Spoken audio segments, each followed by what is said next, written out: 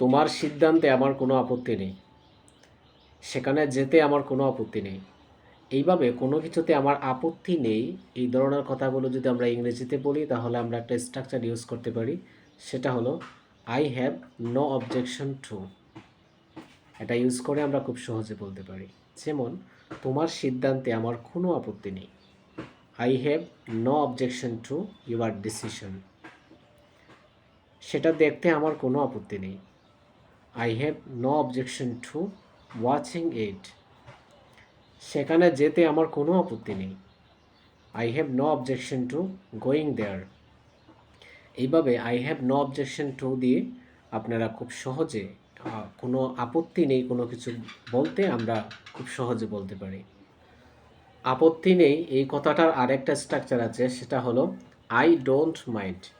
যেমন, তোমার সাথে দেখা করতে আমার কোনো আপত্তি নেই, I don't mind meeting you.